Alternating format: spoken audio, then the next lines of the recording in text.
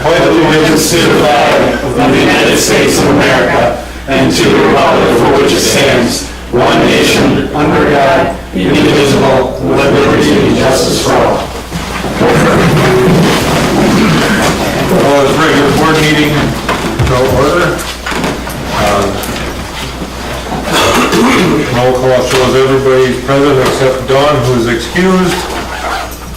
At the July 19th, 2018 regular board meeting minutes. Any corrections, questions? Make a motion to approve. I'll second. All in favor, say aye. Aye. Opposed? Approved. Public Works, we don't really need to do anything unless anybody has any questions on it. There are no agenda changes, no public hearing, license and permits. License permits, Jane. I'm sorry. They have all been approved by police, Hannah Still and Katie Radke. I'd like a motion for those two. I'll make that motion. I'll second. All in favor, say aye. Aye. Opposed? Approved. And the temporary operators licenses. And I'd like a motion on that separately also. I'll make that motion. I'll second that. All in favor, say aye. Aye. Opposed? And the temporary Class B retailers licenses. I'll make a motion to approve. I'll second.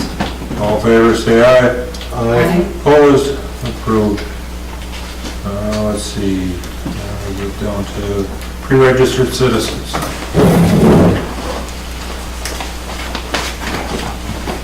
Michael Tenney, Hortonville Youth Yes, Softball, yes. Hortonville Youth Sports. Youth Sports. Good evening. Where would you like me to? Anywhere you want. I'll pull up the chair a little You've got 5 minutes. Okay. So I'm Michael Tenyer here with a few of the folks with me here from Hortonville Youth Sports. And we're representing, obviously, the Hortonville Youth Sports Board tonight. Craig Campus, he's our current president, but he couldn't be here tonight. He had an event with the 11U baseball team at the Timber Rattlers game. So Craig asked if I could really attend tonight and read a letter on behalf of the board, really in regards to some of the recent discussions that have been taking place around Otto Miller Park. So if you like, I do have copies. I'm not sure I have enough for everybody, but I have a copy of the letter. Not necessary. Sure. Well, if you want it, yeah. I'll start here, if you don't want to, go and pass it around, so.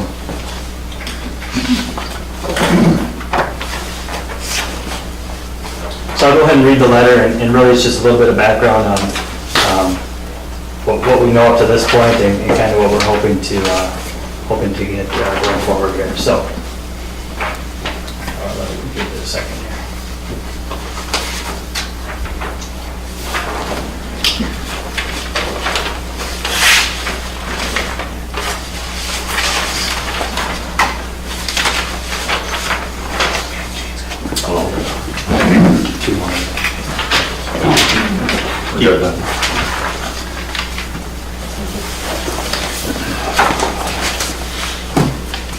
All right, dear village board members, our Hortonville Youth Sports Board writes this letter in hopes of open communication, but also clarification regarding the Hortonville School District and the Village of Hortonville and recent discussions regarding Otto Miller Park.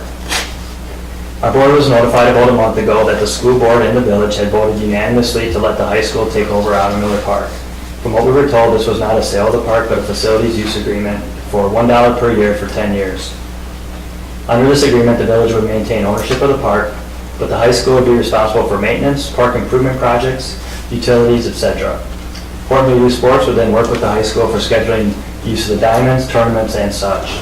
Based on the information that was being shared, Hortonville Youth Sports released a public statement last week about the high school taking over the park because of many questions and rumors starting to spread locally. There have been new details, however, over the past few days that raise concerns for HYS. Our board has been told that this is no longer a facilities use agreement, but rather a buyout of Otto Miller Park. If that is the case, this would eliminate the ability for Hortonville Youth Sports or other community groups, such as our local firefighting agencies, to use Otto Miller Park for fundraising events, where in the past, alcohol sales were also allowed. Alcohol sales during the season and at tournaments are a major source of revenue for HYS. The revenue is reinvested into things such as park improvements, equipment, and allows HYS to keep registration fees lower in order to help make baseball and softball a great experience for our local players and families. Other concerns exist, including the concessions building at the park and the original agreement of donation of the park to the village by the Miller family. HYS, through local fundraising, paid for the construction of the concessions building. The construction was approved by previous HYS board members who had documentation the park could not be sold by the village. We question the ability of the village to have the right to permanently transfer ownership to the high school or any other organization for that matter. We understand the village board is meeting this evening in a closed session to review this topic. As a local youth sports organization that is funded by parents who are also Hortonville taxpayers, we believe we too should have a seat at the table to allow for open dialogue on the needs and wants of each party involved. As mentioned, there are several questions and unknowns around this topic as of right now. Before any decisions are made, Hortonville Youth Sports respectfully requests that the village, the high school, and HYS take time to discuss all the details and outline the options that would most benefit the village, the high school, HYS, and the community as a whole. HYS would also be prepared to discuss long-term lease options with the village if that is something the village is seeking. Or if it's a resource issue in terms of maintaining the facility and grounds, we'd be happy to discuss those options there as well. Due to recent changes within the HYS board, we are very encouraged for the future of HYS and have many parents and other folks from the community expressing interest in joining the HYS board to help continue to make the baseball and softball program successful for many years to come. So thank you for your time. We look forward to meeting to further discuss this topic in the near future.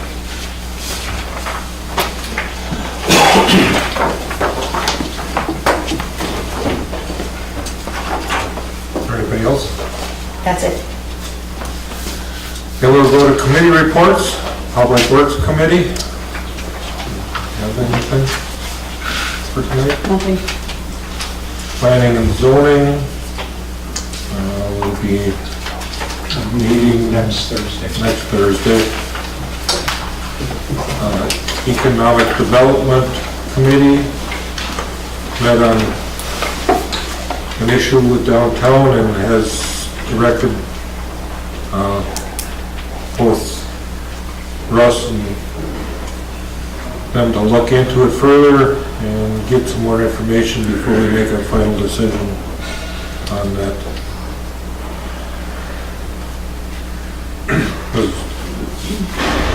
Anything else we need to add to that? I don't think so. Any questions? None. There's no unfinished business, so we'll go into new business. Interview a selection process for administrator position.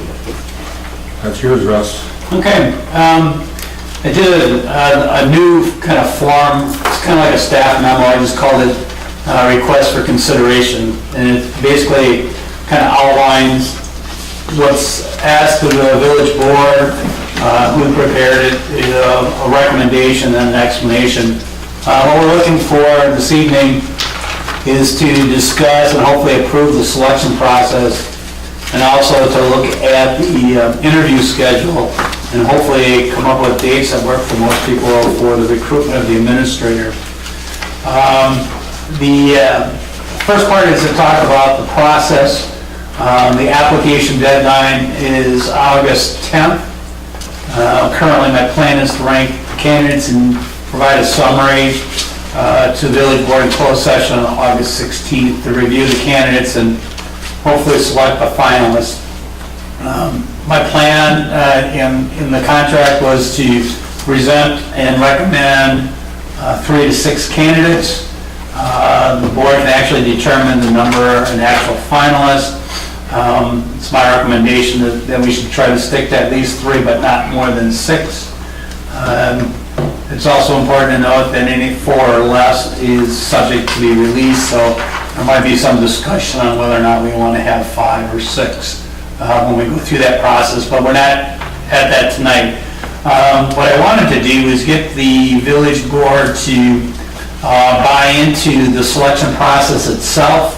The recommended process that I've used in the past and our firm has used is to start the process with a public meet and greet Typically, that's done in the evening.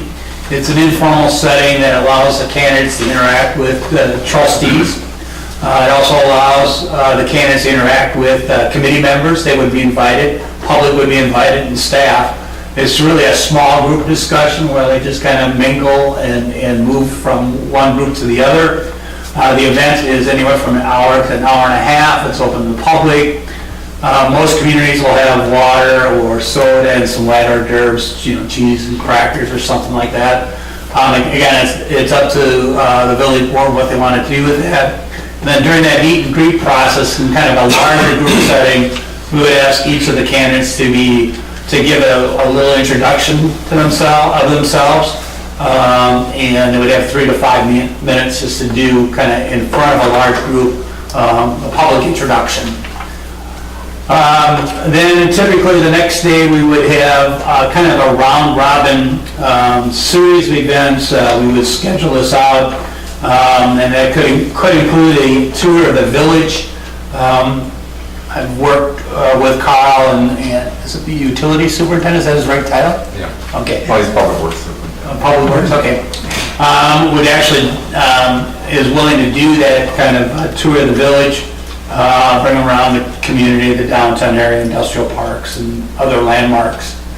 Our proposal then would also have an interview with staff members, the Director of Public Works, Police Chief, Clerk Treasurer, and the Library Director. And I handed out a list of questions that's in your packet, and actually I was in there twice, and I'm sorry about that, but I got a little mix up when we were putting the packet together.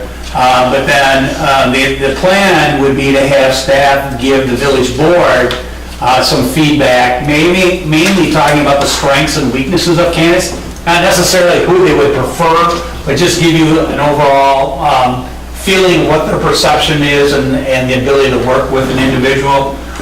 So that can be one part of the process. The other part of the process would be an interview with the elected officials and the village board. In your packet, I have included a draft or proposed list of questions. We don't need to agree on those questions tonight, but you need to take a look at them and see once if you're comfortable, if there's anyone you want to add or delete. We should do that before the interviews. And then the final part of the selection process, and we found it to be very helpful, is to have a timed written exercise. I proposed one question, and some communities have just provided one question. Some other communities have actually given the candidate the option to choose between question 1 and question 2. And of course, that's at your discretion, but I did give you a sample written exercise that could be considered as well. So that's the process. I don't know, before we talk about scheduling, if anybody has any questions on the process, I'd certainly like to answer any questions on the process itself. This is a successful process for you? It has been in a number of communities, and we're not the only firm that's kind of going through this process. It's one that's worked really well. I just find it extremely odd to Okay. bring all the candidates together in a room.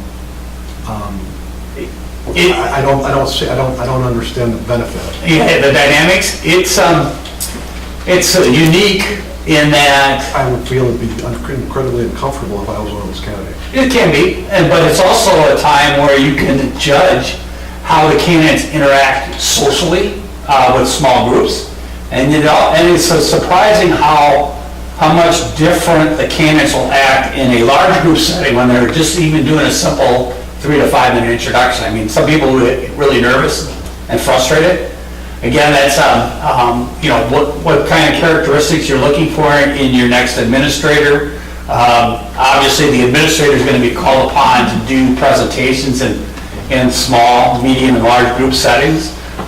So one of the criteria is how well they interact in a large group, how well they interact individually in a social gathering. Why wouldn't we be able to evaluate that during the interview process? You when we're could. Sitting behind it, Yeah. sitting in front of a desk with 8 or 10 of us around. I mean, that's a wonderful way to evaluate a presentation of a person. Sure, and if that's what the board wants. That's just my opinion. You know, I agree with you, Kelly. A friend of mine recently went through this, and their opinion on this was, as a candidate, and their opinion was, you have no idea what kind of questions the public's going to ask you. you are sitting side by side with the people you're competing for the job. Your candor was a big part of it, and I agree, it seems like, wow, that just sounds, And again, Yeah. I just haven't done it, I've never seen it done, I'm not suggesting that Yeah. it's bad, but It's uncomfortable. if it was me, I'd really be uncomfortable. But then again, some people just interview well, and we're not getting the full picture. Where if you're in a social setting, Our job's uncomfortable every day. Yeah. and if you can't cut it at that time, are you gonna be able to cut it every day? Huh? You know what I mean? Well, Jeannie, and I agree with you, but I think anybody can be misevaluated in any kind of a situation. You know, that doesn't, just because we put them in a group with a whole lot of people doesn't mean that that's going to, you know, we're gonna glean the cream off of the crop because of how they interact with a group of people. It's just the same, that just the way you said it. It's just one small portion of the picture though. Absolutely. Yeah, How many of these have you done like this? 5 or 6, the last 5 or 6. And they've all been successful? You have And- no negative impacts? I don't know, again, your definition, my definition of successful is, does it help you make the decision that you need to make? And I would say yes. Our firm was not involved in the Bellevue selection. It was another competitor. They use this process. There's like 3 major companies that are doing this in Wisconsin, and they all kind of doing almost this similar routine in this selection process. So you mean our past administrator went to a cheese and cracker social up in Bellevue? Yep. That isn't what she told me. They She actually told us that. took them out to a meal. Yeah, they did not invite the public to it. Are you considering cutting our cheese and crackers out too? I'm not considering anything, I'm just. You don't have, I'm giving you a suggestion, you don't have to do People she's it. competing with, you know, your candor. You know. This is an extremely long and drawn out process. Yeah. This just seems to draw it out even longer. To me, I'm not suggesting that we not do it. I think we need to have a long drawn-out process and really know what we're getting this time. Jeannie, we're going to have a long drawn out process. Yes. It doesn't matter. There is nothing that government does that isn't long and drawn out. Yes, we need to be thorough, as we've experienced in the past. You know, maybe we can modify it a little bit. And again, I mean, It's a very important position. Yeah, it is. You're at the top. not suggesting anything otherwise. I'm just, You know, and there's rumblings within the community that we've not been successful in our last 2 or 3 attempts at hiring an administrator. well, we certainly weren't on the second last one. No, I know that. But I would argue that Diane was a good hire, but before that, I would. yeah, we'll leave that. That's not up for debate. I know people didn't like her, and I know people did. I was on the. You know, and I came in here to visit with Carl the other day. And Mitch was here before I got here. And I guess Mitch had some issues too. Mitch was one of the reasons that I ran for the board, Really? but then he was gone before I got it. Yeah. So that's 3, and I think they're all sequential, aren't they? The other advantage of doing this meet and greet is the transparency to the community. I mean, if you're looking at it, and your people within the community, whether they're on a committee or just an open invitation, traditionally we have just advertised it like a public gathering. You know, we notice it as a public meeting, obviously, but also some other advertisements, and people have the ability to weigh in and give you comments on how well they interacted with them in a small group. I mean, it's just another evaluation mechanism. And from what I've heard, that this is become more and more common, so most of these candidates will probably may have already experienced this and No. know what's coming. I just don't know that, not that I'm incredibly in tune with the private sector, but I don't think the private sector does anything close to this. when they're hiring someone.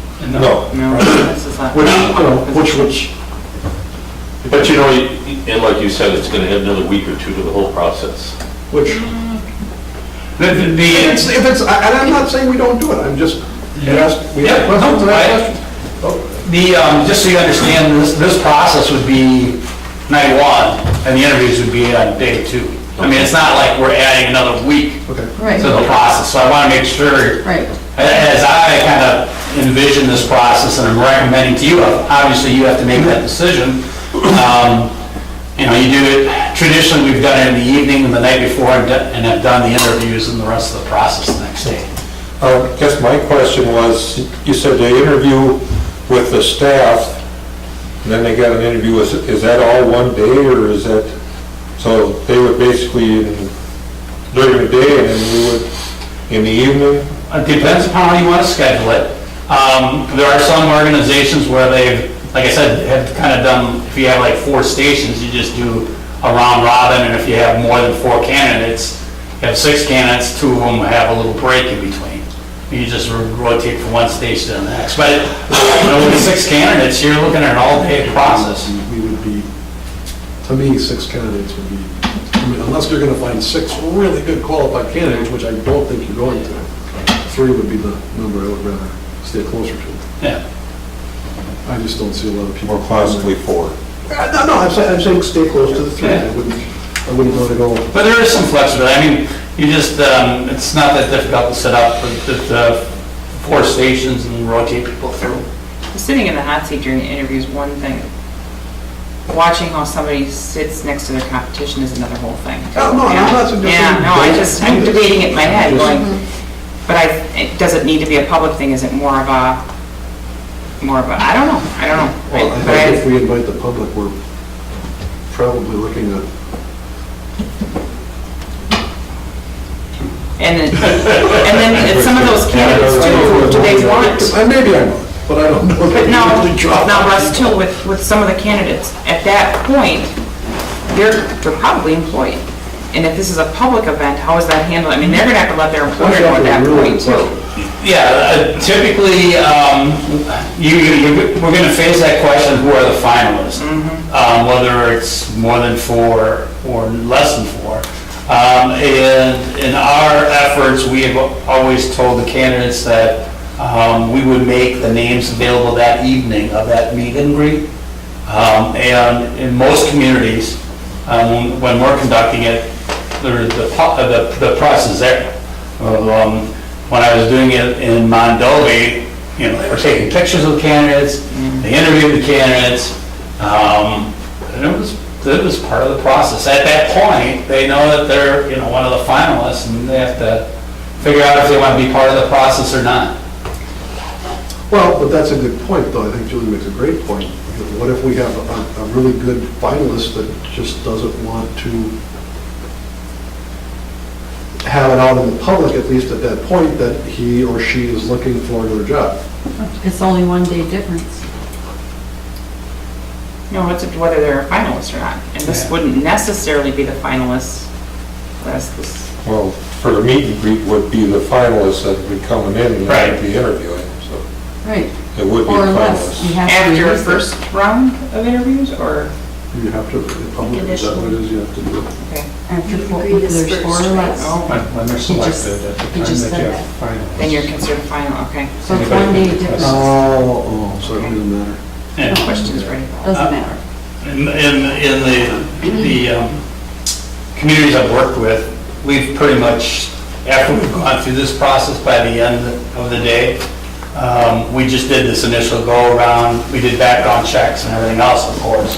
But the communities I've worked with in the past were able to know their candidate, their preferred candidate at the end of the process, instead of having a second round of interviews. But it's possible you could have a second round of interviews if, you know, 2 of them came in relatively close. Well, the first thing out of the gate is you need to put together a letter of, help me out with that word, we need people to respond to an advertisement, correct? That's already done. Yeah. How many people have we? It's only about a half a dozen right now. The deadline's next Friday. Okay. Typically in our profession, that they'll come in next week. Okay. I've personally outreached to a number of candidates that I'm expecting applications. And again, I would expect those next week. Okay, so what are you're looking for us to approve this? Because when I start talking to the candidates whittling down, I think I'd like to have buy-in and consensus from the board on process, timeline. Because I think that's the biggest question you're gonna get from the candidates is, what's the process and when's it gonna occur? So could you explain, the meet and greet would be the night before, Yes. and then the tour would be the following day? Right, it would be, the tour is like one of 4 round robin events or, Okay. I don't know how else you want to call it, I just call it round robin. So one candidate would be on the Stations. tour while the others would be going Exactly. through the... okay. One would be interviewing with the staff, one would be interviewing with you, one would be doing a written exercise, one would be doing your tour. If we have more than 4 candidates, there might be a break built into it, but they just would Okay. rotate around. Okay. Well, Carl is giving a tour, how is he doing with you? No, Carl's not doing the tour. Oh, wait, I thought you said earlier he was. No. Is, Brian? Ryan will Ryan. be giving the tours to all, we'll be in our apartments, and we'll see them and meet them. Means we have to take a day I off. was gonna say, for those of us who have full-time... If you want to do it on a Friday, unless you want to commit to Oh, Saturday. you? Okay. Okay. Especially I if it's know you're summertime. good, but are you available? Depends on the day, but usually I'm available. Yes. So I gave you dates that were Thursday and Fridays. Whether you could make it, huh? Yeah, I'll make it work. Yeah, we can make it work. So you either do Thursday, Friday, or do Friday, Saturday if you want to commit a weekend. Oh, yeah, that's exactly what I wanted. Yeah, me too. I vote for the weekend. I vote for Saturday night, great Sunday. The meet and greet has beer, maybe. Yeah, I can't have beer here. How about Saturday, Sunday? We do it down at our We'll place. do it down at the coffee shop. Yeah, there you go. Okay. Yeah, that'll be the next thing I need to talk to you about. Where do you, if you do want to do the meet and greet, where do you want to do it? Some have done it on site, some of them have done it at community centers and off-site. Opera House. Opera House, yeah, that's a good one. Opera House. And And we're gonna have beer? You do it here. that's up to you. I mean, there's communities that have alcoholic beverages and some that don't. Well, I guess I don't have a, if this is a successful way to do this, and this is what you've done in the past, and this is what you're recommending, and that's why we hired you. If we do it though, it's gotta be compressed. Yes. And let's get it done. It sounds like it would be. One day right after the other. Right. Boom, boom. So, So what you're saying then is at the end of the second day, we would have a decision made? I would hope so. Is that what you're That's saying? you're basically saying, unless- I would try to push you to come up with a decision by the day 2. Well, we'd have to have a meeting after that then. Oh, yeah, these would all be notified as Probably meetings. about the only reason we may not be done on the second day is if we don't have a consensus of one good person, we might have 2. And then we want to talk to the 2 of them. Well, that's a bridge we can cross when we get there, but... Yeah. But, you know, that would be the only reason we would. Well, you know, that's a quick process. I mean, you're talking about one evening and one full day that, and by the end of that day, we'd have a decision, most possibly. I like the idea that there's more eyes on. I really do. The staff is involved and community. I like Well, that. the staff was involved with Diane also. Okay, I like that. And also too, doing it someplace like Opera House kind of highlights, there's newer parts of this community, and then there's some historic older. I think it would be great too, and I have not checked any availability. If you go to there was a handout attached that called the revised timeline that has all the dates in there. I think I gave you potentially 3 different weekends. One as early as the 23rd and 24th of August. One would be the week after Labor Day, September 6th and 7th. These are Thursday, Fridays. And then the other one would be 13th, 14th. I don't know if you're willing 6 is to... a board meeting. The what?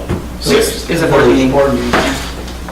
So if we did it on a Wednesday night, meet and greet, as you propose, take Thursday and do all the interviews in all the stations, and then go into a meeting on Thursday night at the board level. Could do that. That would make it quick. Is that the one you're going to? Yeah. I'd be okay. I mean, I've gone through one, and that process took a while. Okay, Carl, you're not, The third, The 6th and 7th, or the 5th and 6th? it had probably 5th and 6th. the 13th, 14th, I'll be in Idaho. Okay, so the 5th and 6th would work. Yeah. Okay. Six- It doesn't work for one other staff member, but I can't remember which one. There was a staff member, and on all three of those dates, there was a staff member that couldn't make it, and it was various ones. But I think we go what's best for the village board. If you're thinking 5th and 6th, that makes sense. And then, if we got into a bind, we'd probably schedule a closed session for the evening on the 6th, in case something needed to be carried over. Yeah. Right? But you gotta remember, you'll be busy with interviews all day going into the board meeting. It's gonna be a long day for you. For some of us. And it's first week of school, but that's all right. Some of us might find it easier. We'll see. So, process, meet and greet, are you all okay with meet and greet? Sure. After the discussion? And then the 4 different stages on what would be Thursday?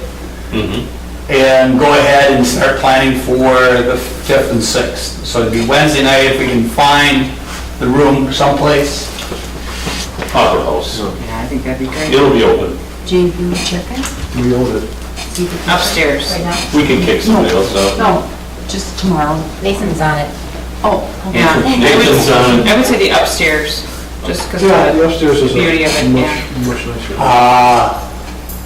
Okay, the village would be responsible for beverages and I will get it all. hors d'oeuvres. Beer, no beer? I would say no. I No. would rather not have alcohol. I'm just asking, because some communities have said I yes. would rather. And that puts a whole different spin on, No, that's not. You know, That's not a good if sign. the public is invited, we're just opening up a can of worms. No, no, if we're- this is not an alcohol. usually it's soft drinks and water. This is Yeah, not an I agree. alcohol. I don't want to. Yeah. I'm just making sure I got clear direction. No, Oh, you there's Crystal, right there, yeah, This is an interview, this isn't a party. yeah. And just something light, like cheese and crackers or a veggie and cheese tray or something like that. I know the perfect people to do that stuff. All right. Yeah. You're all over that, Peter. And then between now and the next meeting, just look at the questions. If there's anyone that gives you heartburn as far as the proposed village board interview questions, I'd like to have us have consensus on what the questions are gonna be. We can talk about if we're gonna do rotating basis of asking, or somebody, one person's gonna ask, whatever. We don't have to decide that tonight, but at some point, I want you to hone in on the question. Yeah, all our other interviews have been asked by one person. Yeah. Either that's fine. the village president or like when Chris was hired, Dave did all the Yeah. questions. And my plan is to sit in with the village board, and I would let Carl and Chris and Jane, or whoever's not gonna be there, and Ally, figure out how they're gonna do their questions. Okay. So do you want board approval of this? Or do you just need to nod and okay, or what do you want here? Why don't we have a motion to approve the process and the schedule of September 5th and 6th? I'll make that motion. I'll second it. All in favor, say aye. Aye. Opposed? That's the process. Thank you, Russ. Agenda here. And the one written question's still okay, or did you want me to come up with a different writing question? Just one's fine. It's economic development, I think it's pretty pertinent to this community. That's fine. Okay.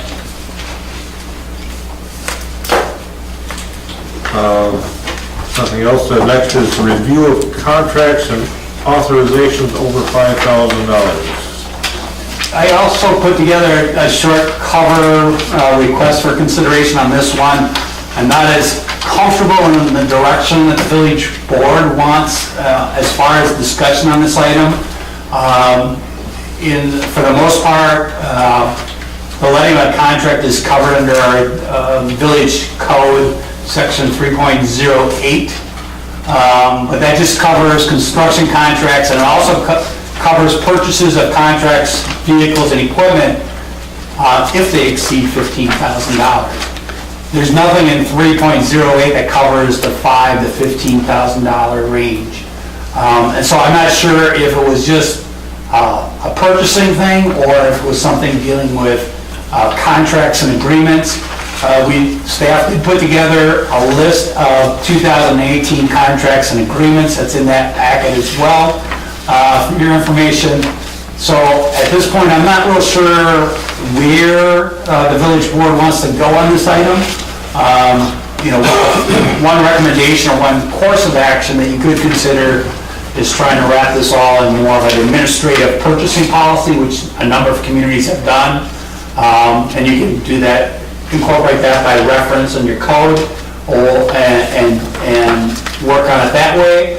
Or if you just simply want to review the contracts, we can do that as part of this discussion item. So I'm going to let whoever wants to talk about their intent on this, go from there, and hopefully I provided you with enough background information that at least make the discussion pertinent. I think where we started out on this some time ago was the fact that we wanted to prevent staff from awarding work orders, contracts, purchase orders to the same person over and over and over without some kind of a prior approval. So I think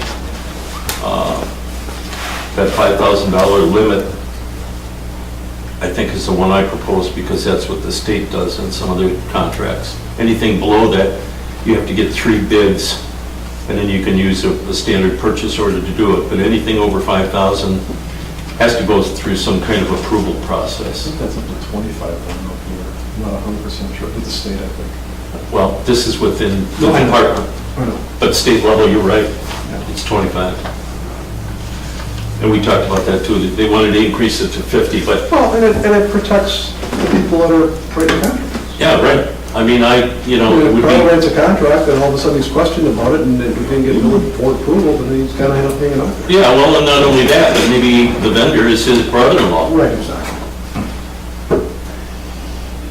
And those are all great concerns. There are obviously multiple levels, depending on what the board wants to do.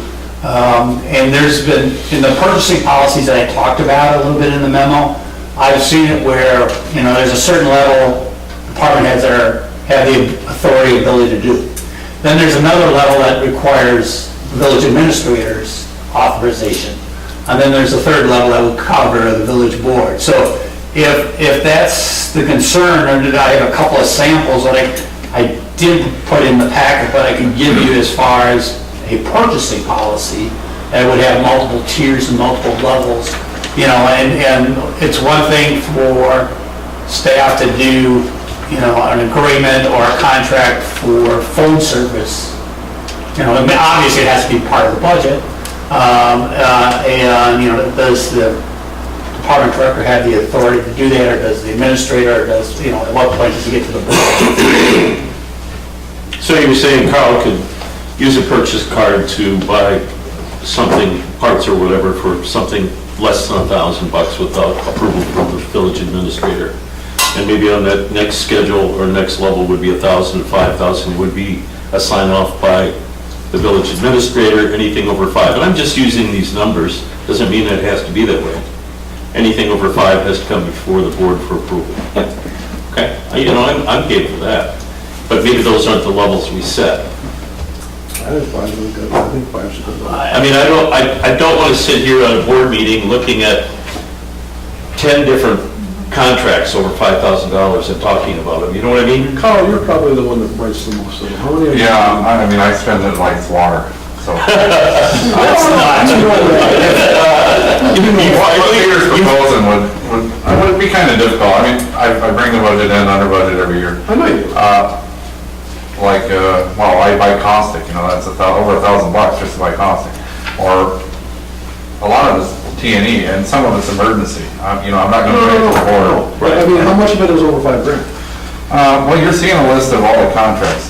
The only stuff that's over $5,000 would be sometimes if we give out a major concrete job. Right, exactly. And I usually talk to the board about that. Right, exactly. So I don't know what we're looking to do here, because you're seeing all the agreements. Right. And we already have a letting procedure in place that's worked. I don't know what we're doing. Did you go out for bids like on the cemetery services and, We got quotes from a couple people, yeah. okay. Same thing with like our services for like, say, Beaumont or Kerber Rose? Yeah, we get. Yeah. Or any of and- those. Do we go out for bids on those or we Yes, just we roll do. those over? We did. Those are out for bid. And all go out we for have at times gone with a higher bidder because we like their services. And that's usually the services with the people that do the accounting or whatever that is. Yeah. Because I remember going to a higher, Yeah, Kerber Rose was actually a little higher than the one that, and some of these, you're not gonna go out to bid. I mean, you're not gonna go out to bid and go across. I mean, there's just, you're not gonna go out to bid and audit. Let's talk That's just, Tony's cemetery service. Now I got in here a range of 6 to 7, 500 because it's basically T&E. I can stop them any day. They charge me for what they mow. Right. And it was the same with Bob Guyette and everything. The reason we went with them over the Guyettes was just, the Guyettes are real busy, so they, yeah. And Tony's always did a great job with digging the graves, so why not let them do the mowing? Precision seal coating, there's a range there, it's T&E, I know you don't like it, but I only bring them in when I need them. So this year I've only spent like $2,500. I may only spend another $2,500, but it could be higher. So there's not an abuse no. Yeah. at all? I mean, I think we've done all right. I mean, we do have a little leeway. I've seen Public Works at times where anytime it was over $300, we had to take to the board, but that would really bind our hands, you know. That's, I mean, you're given a budget. And if you're constantly over your budget, then I would say, yeah, maybe we need to start monitoring it closer, but you're constantly under your budget. But I think what he was getting at, if it's, let's say it is over 5,000, you know, we don't have to go to the board, but there are certain things that administrators should be aware of, and maybe at times the president, and it's that way kind of right now. Yeah.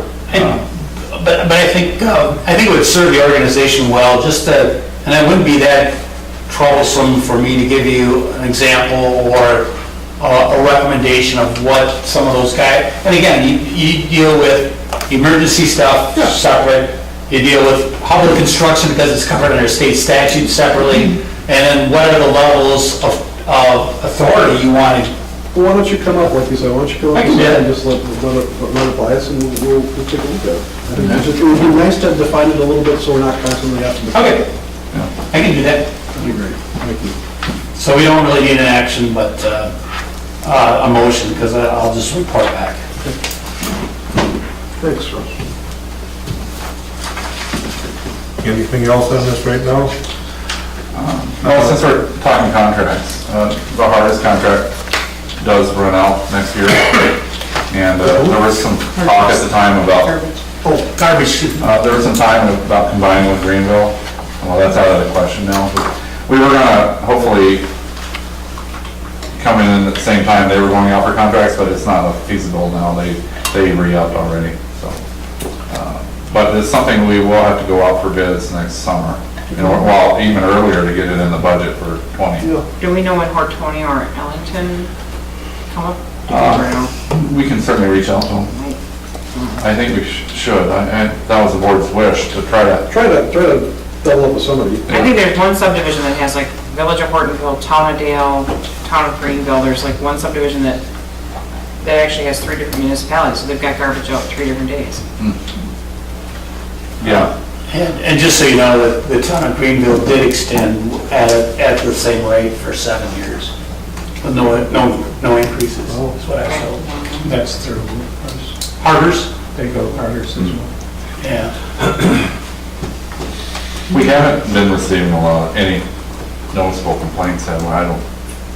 You know, it was a little when we first switched over to the automated collection. Yeah. A lot of complaints, not a lot, but certainly a few. Sure. But I haven't heard anything in a long time. Okay. It seems to be working. Yeah. Reach out to a couple of those local communities to see when they want to do it. If they want to do it, if they don't, they don't. But at least we'll make the effort. I think that'll be a good project for the new administrator. There you go. Anything else on contracts. Next, we go to consent agenda. That again is yours, Russ. Yeah, sorry to take over the meeting, but this is an idea and a thought. Obviously, village board doesn't have to go down this road. Your current order of business is governed by your own code. It's actually sections 2.02, and it outlines how the agenda should be set. The last couple of communities I've been involved with, on a full-time basis and even on a temporary basis, a lot of communities are going to what's called a consent agenda. And what that does is it's supposed to compile the non-controversial items into one agenda item. So for example, tonight, if you had like 2 sets of meeting minutes, license and permits, and some communities even do their vouchers, they might list 5 or 6 items in the consent agenda, and it would be just one motion to approve the consent agenda. The caveat to that is, if any one trustee, it doesn't have to be 2, just one, requests a separate debate, discussion, or vote on an item, singular trustee can request an item to be pulled from that agenda and be placed right after that as a discussion point. So if we had a consent agenda and we had licenses and somebody had an issue with a license or operator's license or alcoholic beverage license, or they wanted to talk about minutes or make a motion to correct the minutes, they just simply would tell the presiding officer that they would like this item removed from the consent agenda, and then the vote would be on all the remaining items on the consent agenda, and then the next order of business is anything pulled from the consent agenda. So you still have control of the agenda items. The thing that helps communities along is you have one motion, and if everybody's in agreement, it goes on, but if somebody wants to have a discussion or a separate vote, they just simply make the request. Is this something that we can just try? I mean, Absolutely. Why wouldn't we just try it, and if we like it, we continue it? Anything to move the meeting along, I'm in favor of. Absolutely. I was gonna say, one of the examples would be like when Jack was here, something from Heroes, he could say, we want that moved. Right, pulled out. Yeah. Right. Well, I mean, and the administrator would probably know that that should be pulled out and get it out of the consent agenda anyway. Yeah. If there's a conflict. Do you need a motion on this? Well, Or do you just want to I try it? need some advice from Bob, because right now, We have an ordinance. you have an ordinance, and the ordinance says that. Now, you can always adopt an ordinance, and you can always change an ordinance, and I don't know if you want to try it on a trial basis Yeah. without changing the ordinance, or not. I think legally you could enact a variance to the ordinance, if you will, for a period of time. See, try it out. Would we need to? You're just acknowledging that you're not going to follow your own ordinance. After all, you guys can change the ordinance. The ordinance says lower level of community hall, so maybe. Oh, Well, that's a whole other thing. Minutes too. Needs a lot of All correction. of our ordinances, Yeah. that's been on our needs- plate for a long time. I know. So do we need to have a motion to do that, or we would just? Yeah, I think if you wanted to, I think a motion to have a consent agenda for not more than, and then if you like it, we'll change the ordinance. What do you think, 2 months, 3 months? Probably 2 meetings, maybe 1 month. I'll make a motion to do a trial on the proposed consent agenda for the next 2 board meetings. I'll second that. All in favor, say aye. Aye. Opposed? We'll give it a try. All right, no problem. You'll work with,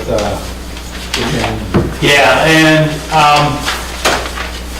I gave you, because I had readily access to it, I gave you Bellevue as an example, but it had it listed in their ordinance, all of the rules about how the consent agenda applies, but we'll kind of put that together and see how it goes.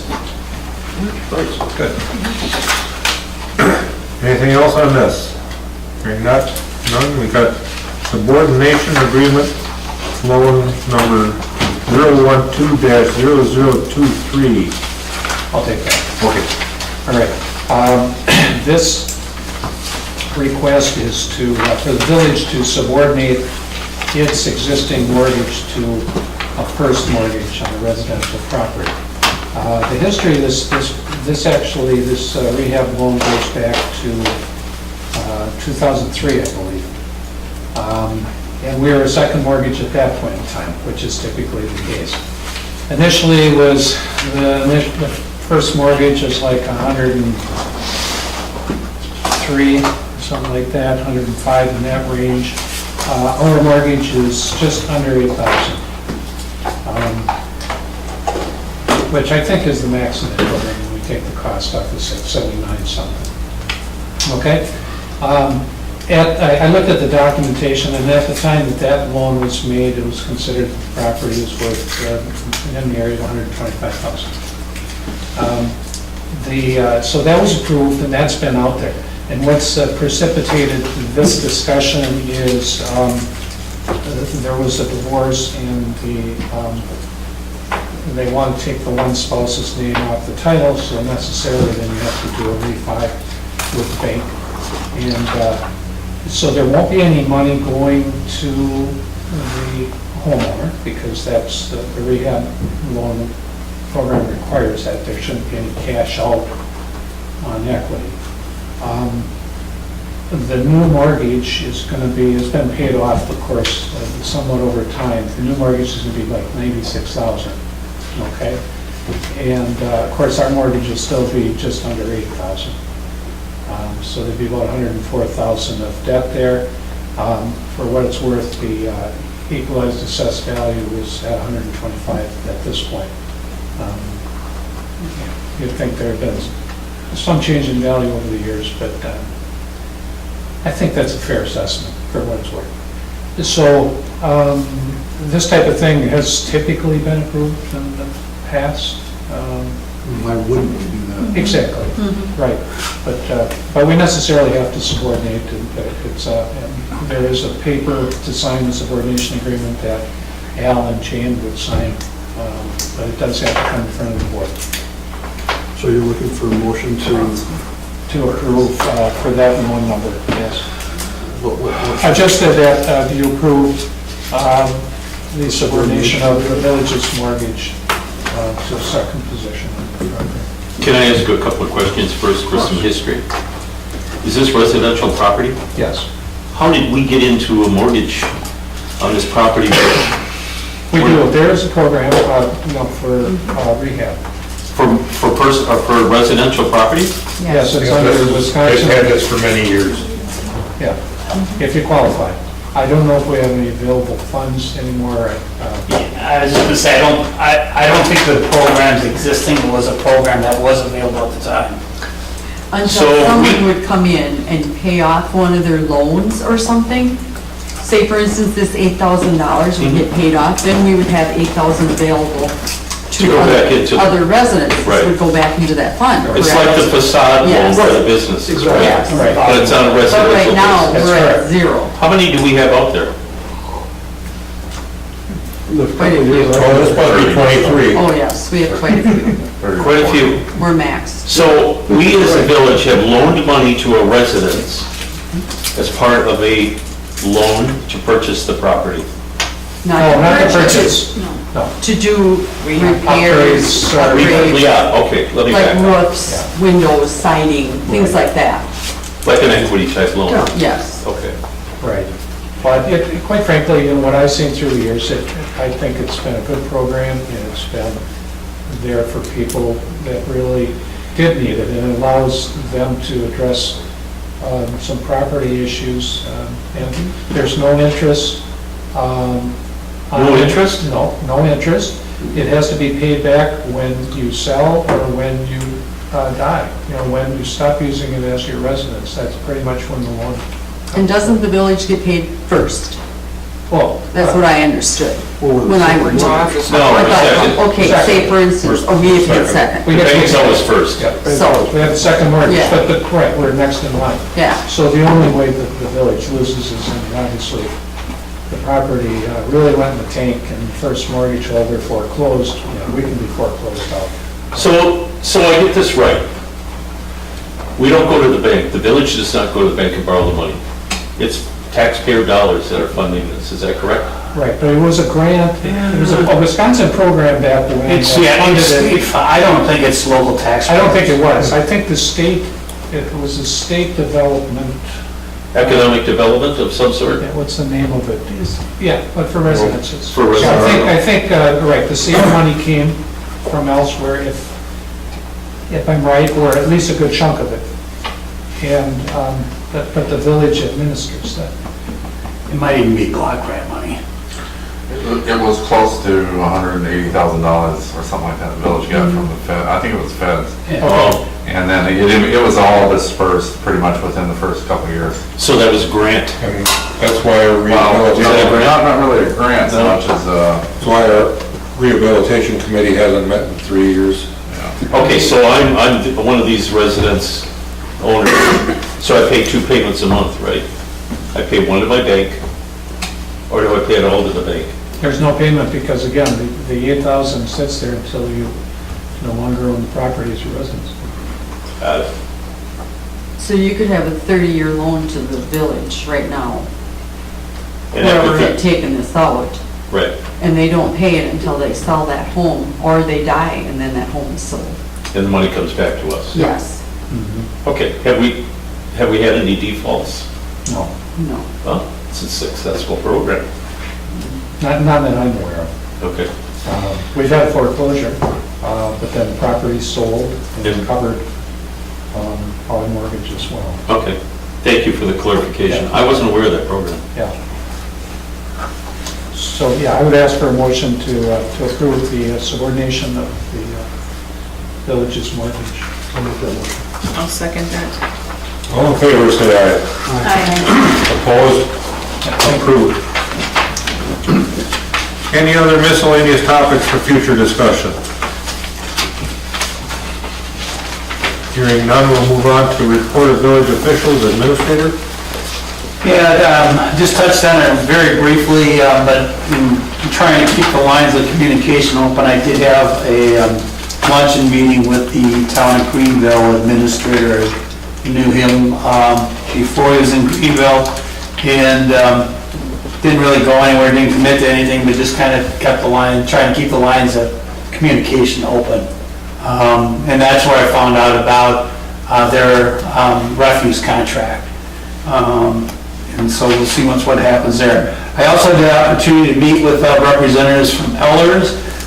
We talked about where things are at with the tax increment financing districts. We do have to have a meeting at some point between now and end of September, early October, with the Joint Review Board. It's now a state requirement that they do an annual review of the valuations of the districts, how well they're doing. We'll actually have a report that we'll get to the village board before we do that. We're looking at getting firm numbers on the valuations. We got preliminary numbers on the valuations today, the equalized and assessed valuations, new construction, and the TID values. Once those are finalized, they seem to look fairly reasonable for Hortonville. We'll get a report to the village boards just so that you have that as well. Just wanted to report on that meeting.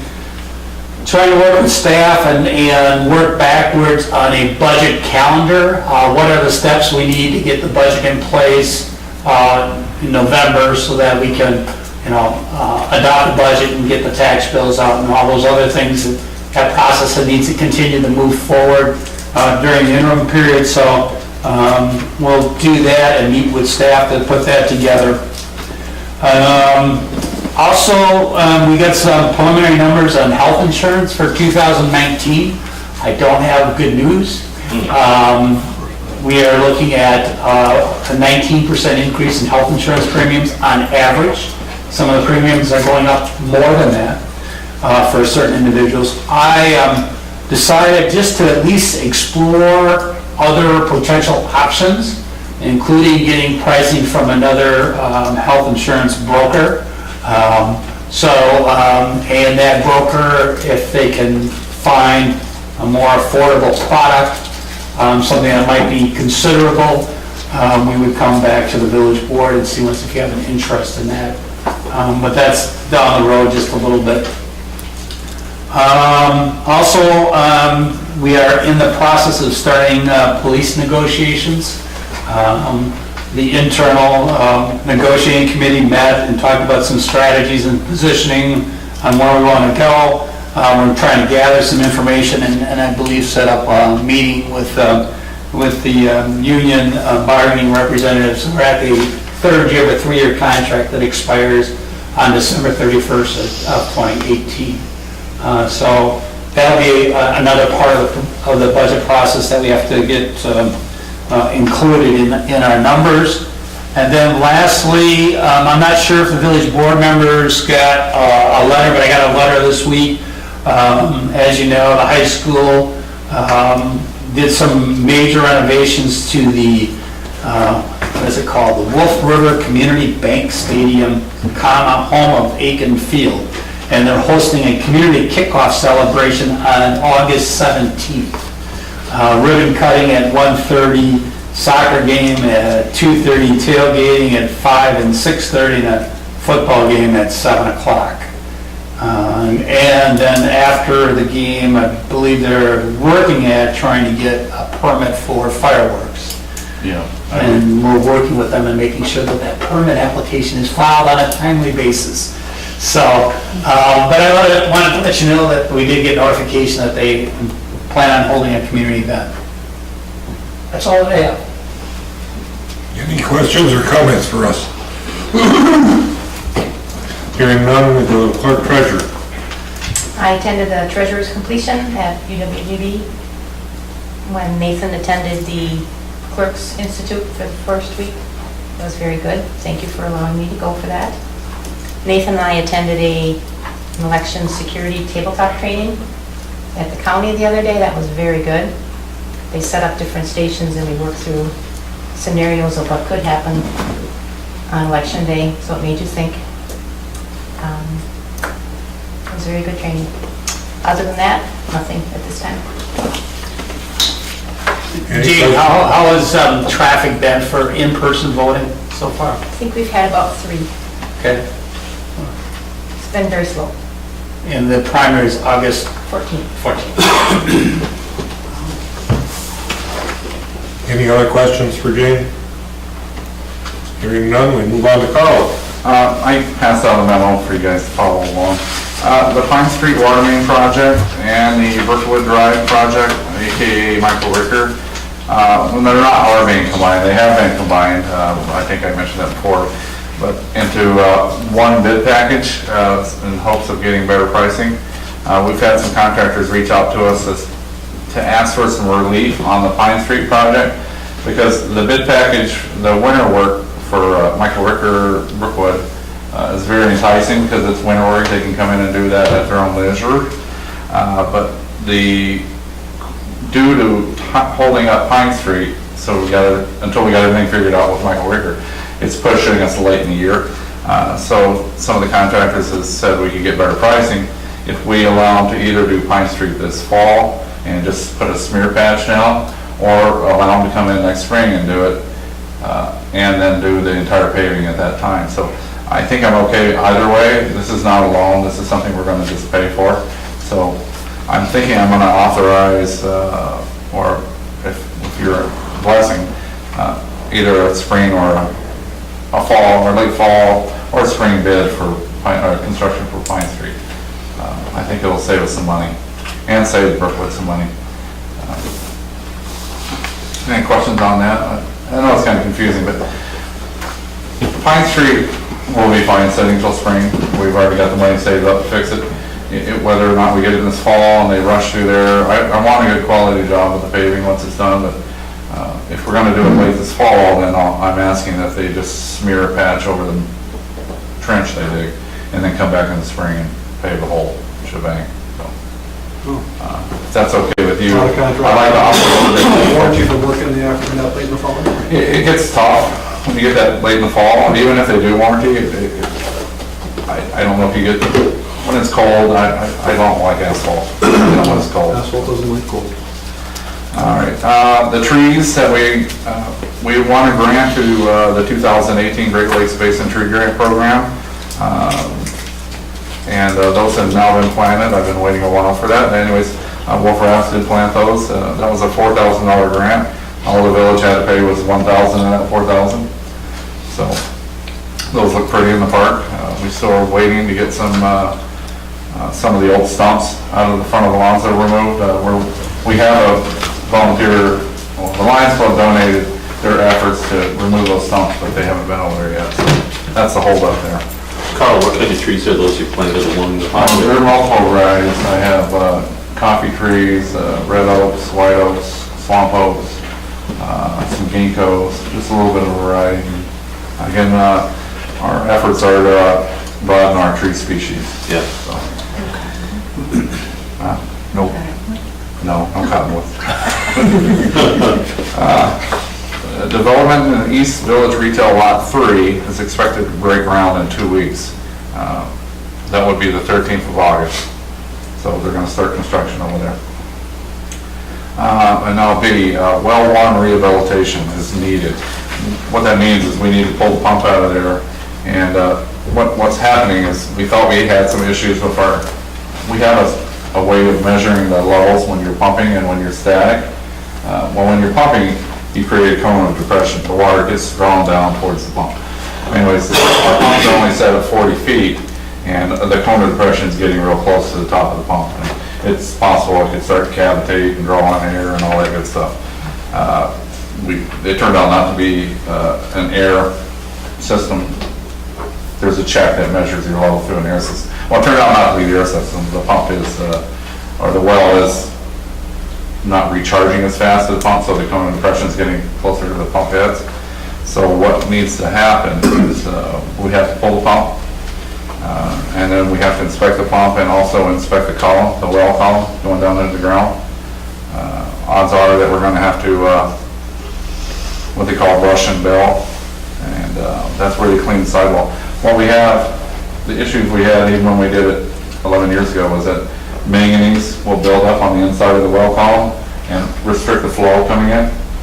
We have a lot of water there. The well still pumps the same, but the water's not getting to the wells fast because of the manganese and the iron form a scale.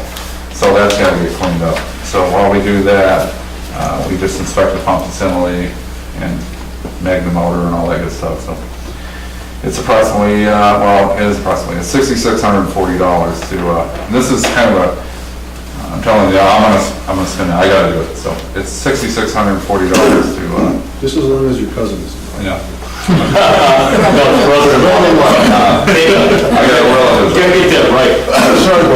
But if the pump is pulled out and we do find issues with the pump, I'm not talking about cleaning the well and everything. But if we find issues with the well walls, which we will, just the pulling of the pumps and the inspection are $6,400 or $6,640, but we can probably expect another 7 to 10 grand in well rehabilitation. It's not unusual. We have the money for it. It's not going to affect the ratepayers or anything. It's routine maintenance. I just wish it hadn't snuck up on us so fast. So, if you see a big crane pulling pump out over there, that's what's happening. And one last item, kind of a biggie as well. We're going to have to perform emergency overnight water main repair to the valve assemblies on Main Street, right in front of Quick Trip. We're going to have to run temporary water from Town Drive down to Main Street to supply all of the East Town, Pine Grove and all the areas east. We're going to shut the water off. The reason we're doing it overnight is because we're going to shut down the bank, we're going to shut down Subway, we're going to shut down Dairy Queen, we're going to shut down Midcon. Because of the way the system was installed there, we didn't put enough valves back in the day, so we can't feed Pine Grove from any other direction but through a temporary service. So we kind of shot ourselves in the foot there, but unless something happens, when the valve is falling apart and leaking, and we're concerned it's going to blow any day, and with the traffic that we have no option but to do a night project. So, and it's going to get expensive because you basically pay a crew for 2 days to work night shift. So that and just the sheer amount of expenditures needed to supply water. I bought all the equipment to supply the temporary water, that was $1,500. Sorry, I didn't come to the word of it, but, these are unforeseen things. We didn't notice until the valve's leaking there at the well, so, it's just one of those things. Again, I'm gonna pay for that, depending on cost, it's either capital or out of the budget. This is not gonna affect the ratepayers or anything. We do save up for things like this, so. Anybody have any questions on that? We are supplying temporary water again to Pine Grove and Quick Trip, just not car wash. So supplying temporary water means you use a special type of hose, connect up one hydrant to the other hydrant, and provide water. Yeah. And they have to be rated a certain rating system in order to make it potable water to be Yeah, transported. I'm sorry, I should explain. Yeah, they have to be NSF approved. They have to be decontaminated with chlorine prior to being put into use. And same thing we do with water mains when we put a new one in.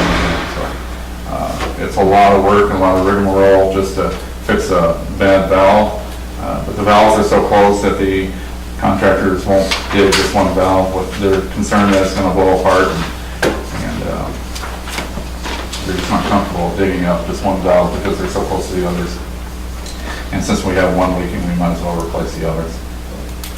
Valves are about $2,000 a piece. Another $600 for a T. Then the labor, it's going to get expensive. Village has most of its money in the ground, just so you know. That's all I have for now. Any questions for Carl? Hearing none, we'll go to Chris. We're just preparing for National Night Out, which is going to be next Tuesday at the Commercial Club Park. We've put stuff on Facebook. Kind of nice, we've been receiving money daily.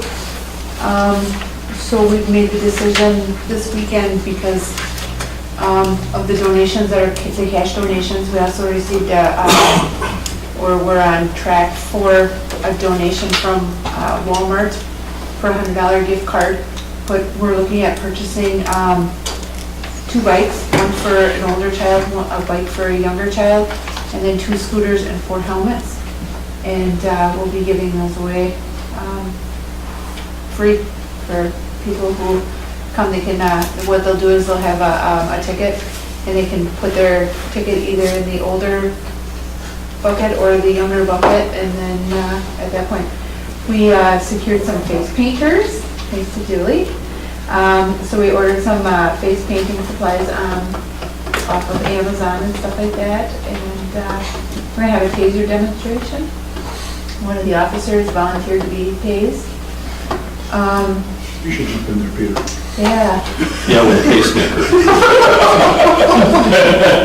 So we got 300 bars from Dairy Queen.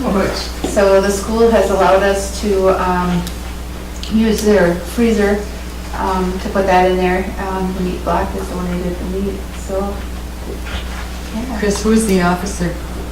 I think it's gonna be Officer Zog. Oh, Because, that could be a big draw. it could be. It could be. It's not gonna be the police chief.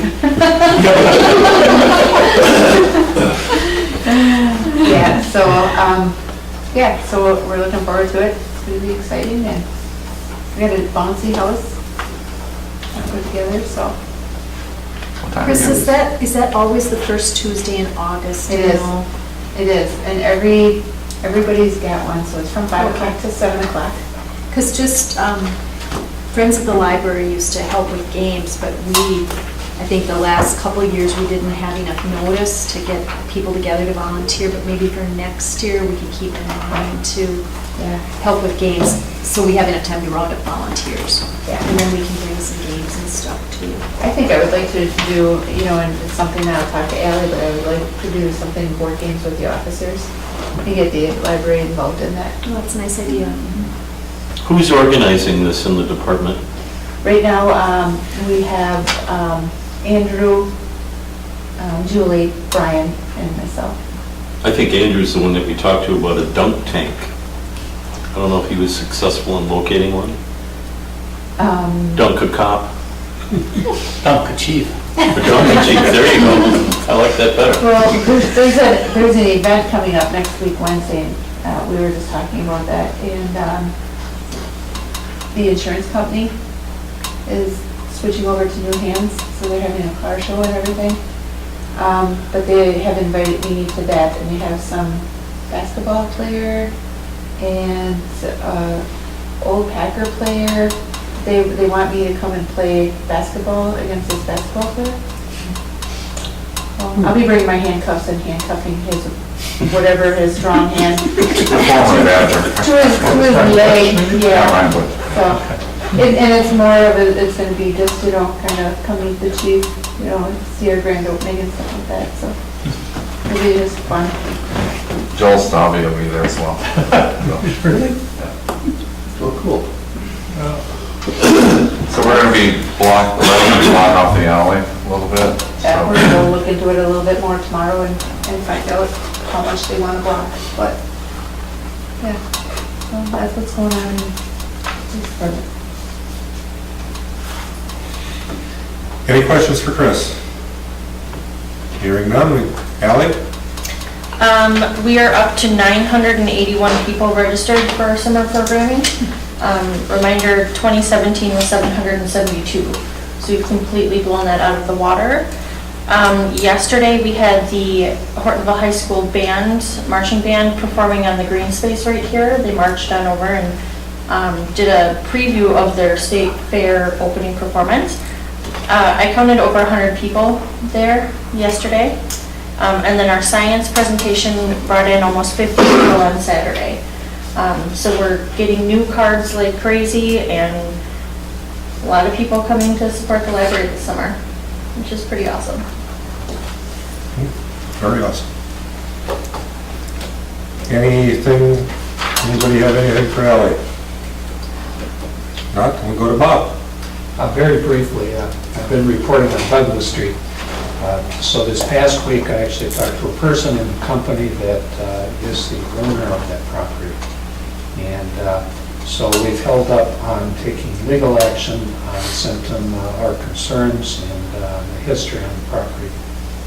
And they're going to turn it over to their property protection people. I'm still waiting for a response though, so I'm cautiously optimistic. This owner hasn't done anything with the property this entire time, so how focused they are.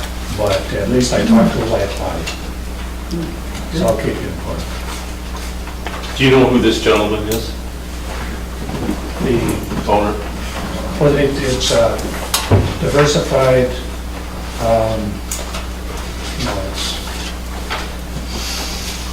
it's quite a handle here.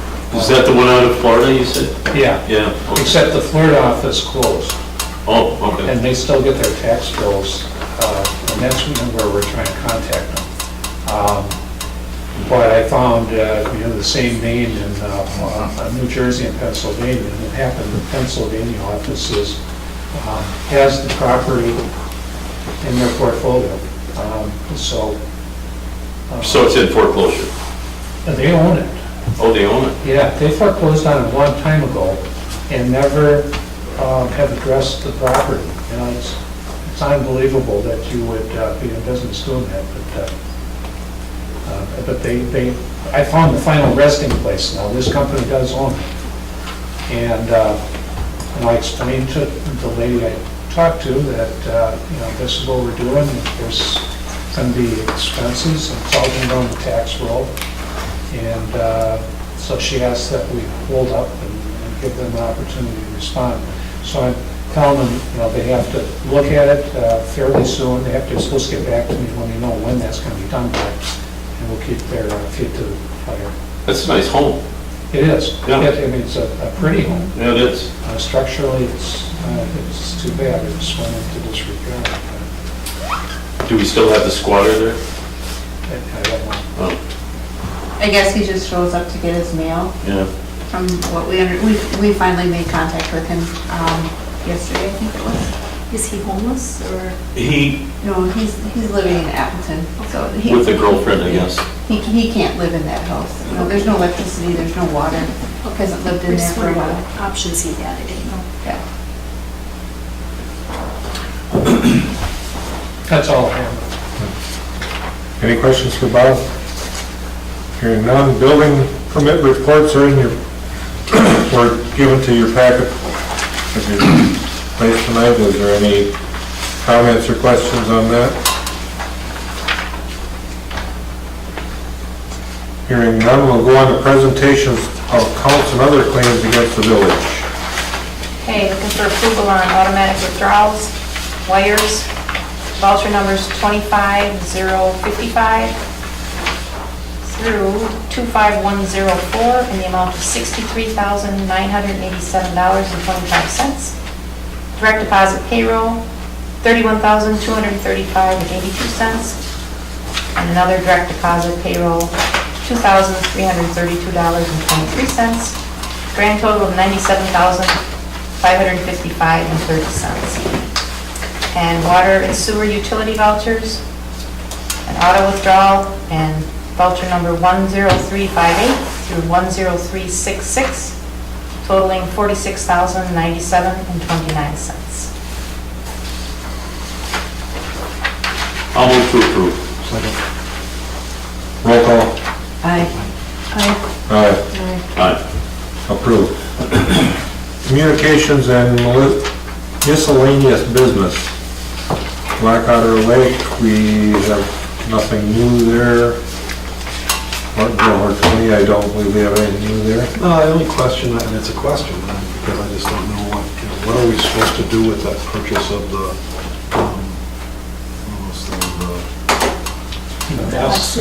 That you brought up? the SCBA's. We need them, we don't have the money, I mean, what do we do? Can't ignore it. I'm going to say, when were they looking to purchase them? I think they're 20 years old, I think they wanted to get them purchased sooner than later. I mean, Hortonia, what they're doing? I mean, It's a split between Hortonville and Yeah. Hortonia. I just, and again, just, I don't know what we're supposed to do. But at this point, you know, we still have the fire district and the airport. Shouldn't that go through budget? Well, I mean, it would be, I think it would be to our benefit to do it now. Because Hortonia would be, you know, I don't know, all it gets split up at the end of the day if they leave, but at least in the short term, they'd be on the hook for 40%, whatever the hell it Roughly is. 40%, yeah. Yeah. In the short term, I think we want to get it done, but that's just my opinion, I just don't know. But then how many CBAs are we, I think it's 20 of them. SCBA. right? My only question would be, are you going to have the same number if in fact Hortonia leaves and it's only a Hort? When I asked that question, because I think most of the, from what I understood, there's only a couple of Hortonia fire. Yeah, there's less than a dozen from Hortonville. Yeah, it's pretty. So they'll need them all here? They'll need them all at the end of the day, because that was a question that. and they could still be part of, like, the important, Yes, they could. you know. Right, they can still be part of the volunteer, right. Yeah. But, and again, I only ask, But it's just, because I just don't know the process. so that's probably an exception. Otherwise, I think, you know, until this is straightened out with the Hortonia situation, it kind of impacts everything. But at this point, they haven't even given us a letter yet, have they, or have they? They don't have to yet. Right, no, that's what I'm saying, so why wouldn't we just conduct business as normal? No, it's there, but, Oh, we So can. they still have to pay their If they have their share. own board, right? Otherwise, it's all on the village. right, exactly, which is what I really would like to try to avoid. And there's still joint fire district. Right, exactly, that's what I'm saying. And, you know, most likely will be through the end of 19, because even if they gave us a letter tomorrow, We wouldn't accept by it. the time the process could work out, you're looking at the end of 2019. But anyway, back to the original question, I don't know what the next step is. What's the total? It's like 100 and, just round figures, Peter, 150,000. It's like 148 something. 148,000? Oh, yeah, it's a big number, that's what I'm saying, this isn't like $20 out of that. This is a big 60% number. of that would be ours. Yeah, wow. Their lives. And this is, I Going to mean, a fire. it's, like I said, the numbers that they got, there was one number that was lower than that, there was another number that was relatively close to that number, but that was the one that they chose, and as I So said. they actually tested all three of them.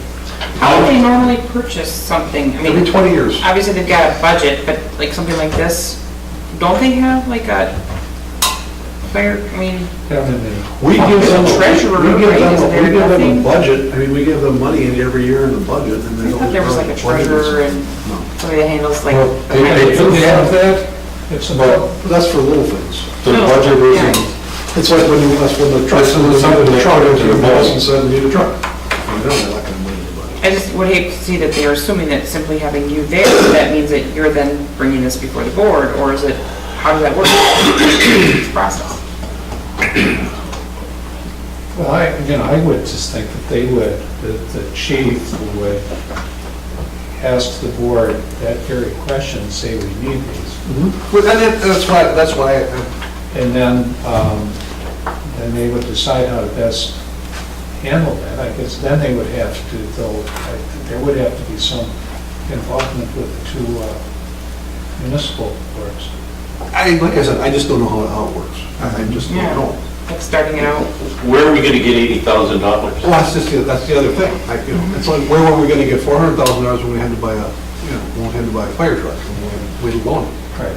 So see, that's another thing with this coming year's budget, that $50,000 that we had here a couple years ago is a one-time thing. Right.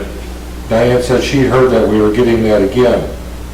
We could use that as part of it if we're getting it. What is that, 50,000? It was relief, what they call that, some kind of,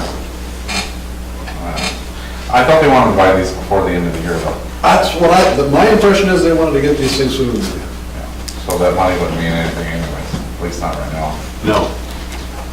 So how do we communicate who initiates this process? Because that's obviously the Hortonian board and the village board are gonna have to get together. That's where I'm just, Together. I'm struggling to know what to do. I just don't know what to do. Absolutely. It's not, Let's say Hortonia says no. It still has to go through the joint board at this point. in Yeah. time. We have a joint fire district, so there's got to be that corroboration. Yeah. So there should be another Hortonville, Hortonia Fire District meeting? Yes. Okay. Yeah, just to say sooner than later, okay, what kind of timeline are you really looking Are at? they getting a special price by purchasing them this year? or Yeah, they- well, they're getting it, actually what they said was the vendor screwed up and isn't charging them for something, but is honoring the cost. And I think I don't think that was kind of a forever thing. It was like if you purchase it, I think, and again, I'm not going because I don't know what the meeting was. But, Is there a drop dead date on this? I mean, do they, think so, Peter, but it's something that, What? what they have needs to be replaced. but does it have to be replaced by a certain date? I don't know, I mean, could we go through to the end of 19 without doing anything? probably not. We might, but with the equipment they've got, it could fail while somebody's in a fire, That's right. because they're over 20 years old already, the equipment they're using. And then you're getting sued because we didn't do this. Well, who cares about getting sued? You've lost a human Yeah. being. Exactly, Yeah. that's what I mean. But you know, it's 20 years old, it hasn't failed yet. I don't know. I have to, at this point, these are the guys that are experts at it. They're coming to us and saying we need it. I'm certainly not going to I'll question the cost and I'll look at the. Well, see, one of the things with what they're looking at here compared to what they have is a communications things on there. So if your pack runs out right now, unless somebody's right there to help get you out, there's no real means of communication. Where this one has a communication thing, both where you can actually communicate that you're running low, or an automatic one that would also Sends a signal. Why don't send we a just- signal. Why don't we just, instead of my continuing to say, I don't know, I don't know, I don't know, let's just, I'll set up a meeting, we'll get some answers, we'll come back, I'll get it on one of the board agendas and we'll get this resolved. Unless we want to set up a, I just think, I think the joint fire district decides, makes a recommendation to both Hortonville and us. yeah, And it would help if they would do some, you know, if it's a large number like that, they probably should look into a loan or something too. and they already did, they already, I mean, that, but well, when they they were looked talking, in the grants, I don't know about. they looked in the grants, no, I looked in the loan too. I don't remember hearing that. Yeah, but that's what, one of the points I made, because the loan was like 4.8, and I know at Wolf we get like 3.2, so it's like, you know, why wouldn't we do that, Right. so. But then work that, the loan payment into the budget. So, and then, you know, the two municipalities probably should, I mean, I know now and Bob, there'll be some discussion there, so, but the two municipalities are gonna have to. Okay, I'll just set up a meeting and we'll get it squared away. Okay, thanks, sorry. Moving on with that Gold Cross ambulance, it's not in our packet tonight. Did you have anything? Just one thing, I want to continue, Carl and I are continuing to work on a project. We're not making good progress. We're having somebody do some research for us, and we're so busy this time of year, unless we're, it's a work in progress. Can't say much more than that. It's a work in progress. Yeah, well, we don't have any citizens present, so next is a motion to go into closed session under state statutes 19.851E. I would make that motion. I'll second that. Roll call. Aye. All right, Aye. 5 minutes to close the room.